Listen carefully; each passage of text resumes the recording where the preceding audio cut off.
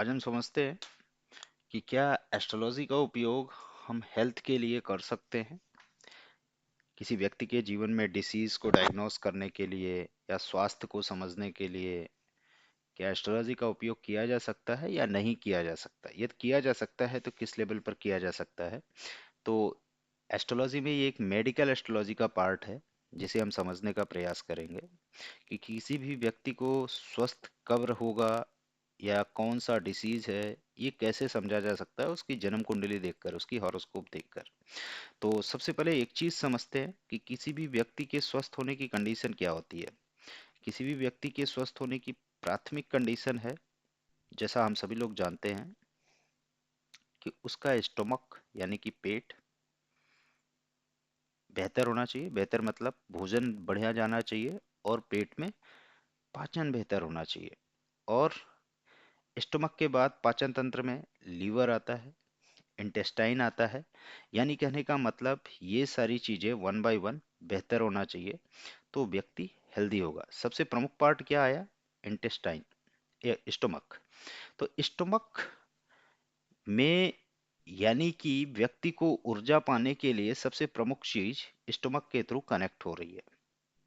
अगर हम स्टोमक की बात करें तो स्टोमक में जब भी भोजन जाता है तो उस भोजन की प्रवृत्ति या प्रक्रिया कैसे निर्धारित होती है, इस चीज को समझेंगे। सपोज दैट किसी व्यक्ति ने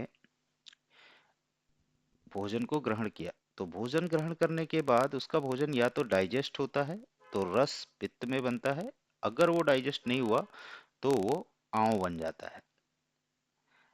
अगर वो डाइजेस्ट होता है तो रस के बाद वो ब्लड का निर्माण होता है और ब्लड से बनता है मसल्स, मसल्स से बनता है फैट, फैट के बाद बनता है बोन्स और बोन के बाद बनता है बोन मैरो। अगर किसी व्यक्ति का बोन मैरो डेवलपमेंट नहीं हो रहा है तो उस व्यक्ति के बैड हेल्थ में जाने या अनहेल्दी होने की सबसे प्रोमिनेंट सिचुएशन होती है। और बोन मैरो के बाद व्यक्ति का डेवलप होता है वीनस, जिसे हम कहते हैं शुक्राणु, यानी कि प्रजनन करने की क्षमता। तो यानी कि किसी भी व्यक्ति के जीवन काल में स्वस्थ होने के लिए जो भी भोजन वो ग्रहण कर रहा है उस भोजन का पाचन बेहतर तरीके से, यदि इस क्रम में बेहतर तरीके से हो रहा है तो वो व्यक्ति हेल्दी होगा। अब थोड़ा सा इस चीज को समझते हैं कि इसका एस्ट्रोलॉजी एंगल क्या है। अगर हम एस्ट्रोलॉजी को समझते हैं ना, हम यहाँ पर एक छोटी सी कुंडली बनाएंगे, लग्न चार्ट के थ्रू समझाएंगे ताकि उसको हम समझेंगे तो बेहतर समझ में आएगा। सपोज दैट हमने यहाँ पर एक चार्ट बनाया और उस चार्ट के थ्रू ये समझने का प्रयास करेंगे कि नॉर्मली ये जो प्रक्रिया है ये एस्ट्रोलॉजी के थ्रू कैसे कनेक्टेड है। तो कालपुरुष की कुंडली में पहला भाव स्वयं कालपुरुष का होता है, बाकी भाव उसके अंगों का निर्धारण करते हैं। यानी कि ये फर्स्ट हाउस है, ये फिफ्थ हाउस है। अब ये फिफ्थ हाउस अगर हम देखें ना तो स्टमक को फिफ्थ हाउस रिप्रेजेंट करता है। किसी भी व्यक्ति का जो स्टमक है उसको एस्ट्रोलॉजी में अगर हम बात करें तो फिफ्थ हाउस के रूप में देखा जाता है। यानी कि स्टमक को पांचवें भाव के साथ देखा जाता है। ये क्यों देखा जाता है? क्योंकि कालपुरुष पृथ्वी पर इस तरीके से सोया हुआ है पूरे इस आकाश गंगा में कि उसका जो उदर है, पेट है, वो पांचवें भाव यानी कि इस डिग्री पर वो आके कनेक्टेड है। यहाँ से 30, 30 दूना 60, 90, 90 के बाद 120, यानी कि 150 डिग्री पर, 120 से 150 डिग्री के मध्य उस कालपुरुष का उदर जो है वो फैला हुआ है, जिसकी वजह से पांचवा भाव उसके पेट को कहा जाता है। दूसरा, यानी कि हमने एक ये समझा कि हेल्थ के लिए क्या इंपॉर्टेंट है, स्टोमक। स्टोमक का हाउस क्या है? Fifth house. तो फिफ्थ हाउस एक हेल्थ के लिए प्रोमिनेंट हो गया। दूसरा होता है लीवर। लीवर का हाउस होता है नाइन्थ। किसी भी व्यक्ति के स्टमक के बाद लीवर अगर उसका बेहतर है तो उसकी बाकी की चीजें और बेहतर, क्योंकि लीवर से ही सारी चीजें कनेक्टेड होती हैं। उसका गॉल ब्लैडर है, उसका जितना भी सोर्स है वो लीवर के ही थ्रू बॉडी को जाता है। कितना शुगर जाना है, कितना प्रोटीन जाना है, कौन सा विटामिन क्या जाना है, सब कुछ लीवर देता है। तो यानी कि लीवर का भी स्वस्थ होना बेटर होता है। तो लीवर को एस्ट्रोलॉजी में रिप्रेजेंट करता है नौवां हाउस, यानी कि ये हाउस। और दूसरा 11th हाउस किस लिए होता है? बोन मैरो या हड्डियों का, बोन्स का अगर हम बात करें ना, बोन्स हो गया, और उसके साथ साथ गेन, मतलब जीवन में जितना भी लाभ होता है वो 11th हाउस देता है। तो यानी कि बोन्स, हड्डियों के और लाभ के बारे में अगर देखें तो 5 9 11 हाउस जो है वो गुड हेल्थ को दर्शाता है। तो यानी कि गुड हेल्थ का कौन सा हाउस कॉम्बिनेशन हो गया? एक साथ में जोड़ लेंगे क्योंकि कालपुरुष के बारे में बात हो रहा है, और 5 9 और 11 ये प्रॉपरली ऐड कर लेंगे गुड हेल्थ के बारे में। यानी कि 1 5 9 11 अगर किसी जातक की कुंडली में है, या कोई ऐसा प्लेनेट है जो 1 5 9 11 भावों से संबंध बना रहा है, और उस प्लेनेट की दशा या अंतर दशा चल रही है, तो ऐसा व्यक्ति हेल्दी होगा, या फिर ये कह लो कि गुड हेल्थ में होगा। करेक्ट। अब बात आती है कि गुड हेल्थ तो हो गया, लेकिन बैड हेल्थ क्या होता है? तो बैड हेल्थ के लिए एक चीज सिंपल सा समझेंगे कि एस्ट्रोलॉजी में कैसे समझेंगे कि किसी व्यक्ति का स्वास्थ्य गड़बड़ है कि नहीं। जैसा हमने पहले भी बताया था आप लोगों को कि किसी भी हाउस का 12th house, 12th house of every house, मतलब किसी भी हाउस का 12th हाउस जो है उसके सिग्निफिकेंस को कम करता है। मतलब उस भाव का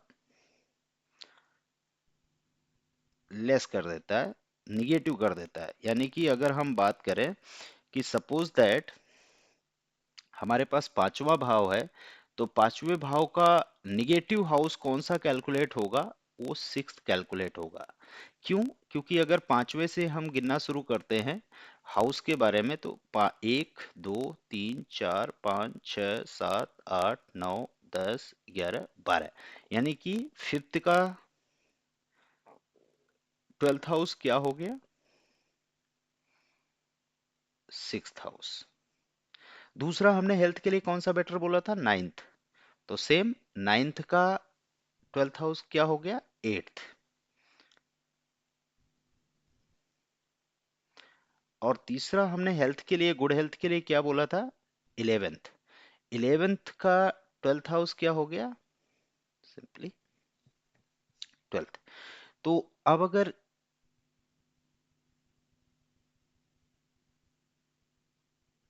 समझे हम, तो एक तो 11th का जो 12th हाउस हुआ वो क्या हुआ?